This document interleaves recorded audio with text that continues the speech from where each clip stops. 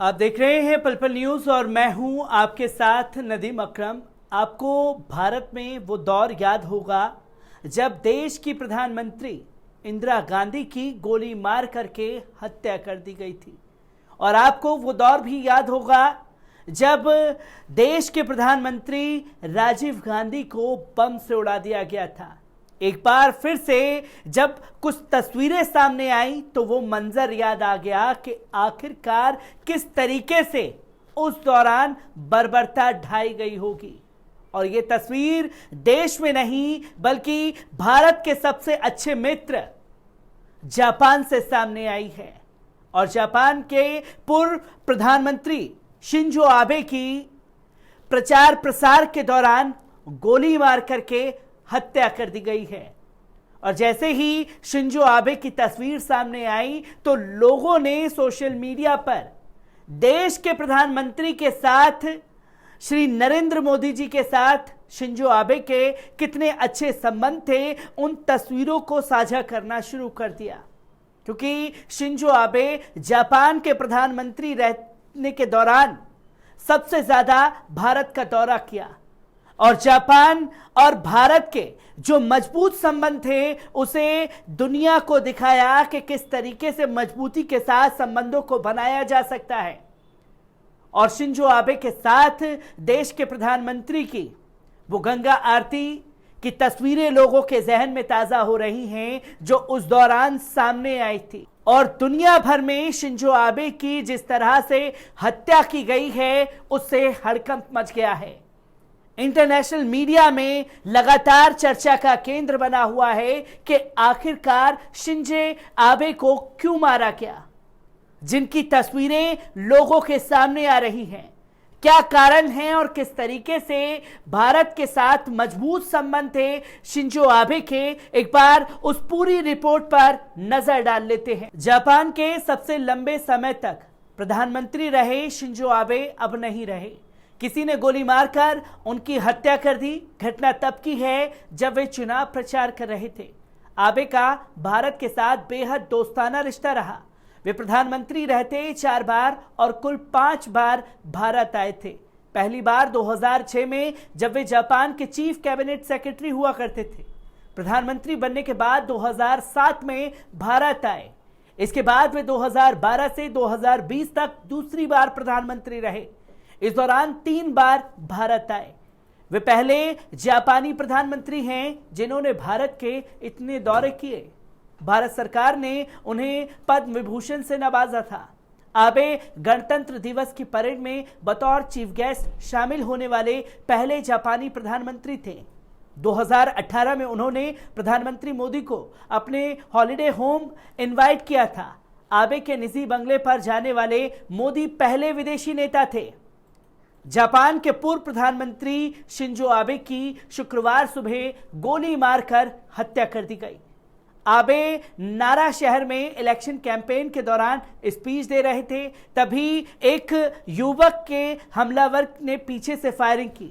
आरोपी के मौके पर गिरफ्तार कर लिया गया। मीडिया रिपोर्ट्स के मुताबिक आरोपी का नाम तेतुसिया है और आबे की नीतियों से नाखुश था। 2 गोली लगने के फौरन बाद आबे गिर पड़े। उन्हें हेलीकॉप्टर से नारा मेडिकल यूनिवर्सिटी हॉस्पिटल ले जाया गया। 6 घंटे तक मेडिकल टीम ने उन्हें बचाने की कोशिश की। बताया जा रहा है कि इलाज के दौरान आबे को दिल का दौरा भी पड़ा। घटना भारतीय समय अनुसार सुबह 8 बजे यानी कि जापान के समय के मुताबिक 11:30 बजे की है। प्रधानमंत्री नरेंद्र मोदी ने आबे के निधन पर गहरा दुख व्यक्त किया। मोदी ने एक ट्वीट में कहा, भारत और जापान के रिश्तों और ग्लोबल पार्टनरशिप में आबे की अहम भूमिका रही। आज पूरे भारत में शोक है। इस मुश्किल वक्त में हम पूरी ताकत के साथ अपने जापानी भाई बहनों के साथ खड़े हैं। उन्होंने शिंजो के सम्मान में कल यानी 9 जुलाई को एक दिन के राजकीय शोक की घोषणा भी की। आबे पर फायरिंग उस वक्त की गई जब वे चुनावी सभा को संबोधित कर रहे थे। इस दौरान फायरिंग की आवाज आई और आबे गिर पड़े। शुरुआती रिपोर्ट्स में कहा गया कि किसी ने उन्हें सीने पर गोली मारी। बाद में यह साफ हो गया कि उन पर पीछे से फायरिंग हुई।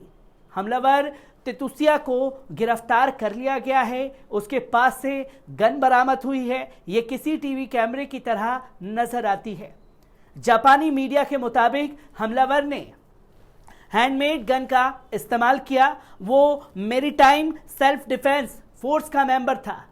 जापानी मीडिया रिपोर्ट्स के मुताबिक गोली लगने के बाद शिंजो को दिल का दौरा पड़ा। हालांकि अभी इसके बारे में आधिकारिक बयान नहीं आया है। चश्मदीदों के मुताबिक मौके पर गोली चलने की आवाज सुनाई थी और आबे के शरीर से खून बहता दिखा। जापान में रविवार को उच्च सदन के चुनाव होने हैं। शिंजो इसके लिए कैंपेनिंग कर रहे थे।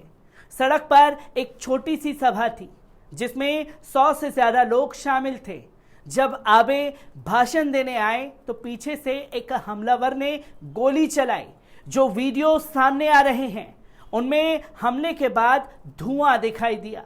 इसके बाद अफरा तफरी मच गई। शिंजो आबे पर हमला करने के बाद हमलावर ने भागने की कोशिश की। हालांकि मौके पर मौजूद सुरक्षा कर्मियों ने उसे धर दबोचा। पुलिस आरोपी से पूछताछ कर रही है। 67 साल के शिंजो लिबरल डेमोक्रेटिक पार्टी से जुड़े हैं। 2006 और 7 के दौरान प्रधानमंत्री रहे। इसके बाद 2012 से 20 तक 8 साल तक प्रधानमंत्री रहे। उनके नाम सबसे लंबे समय 9 साल तक पीएम पद रहने का रिकॉर्ड है। इससे पहले यह रिकॉर्ड उनके चाचा इसाकू सेतु के नाम था। आबे को एक आक्रामक नेता माना जाता था। शिंजो को आंख से जुड़ी बीमारी थी। इसकी वजह से उन्हें 2007 में प्रधानमंत्री पद से इस्तीफा देना पड़ा था।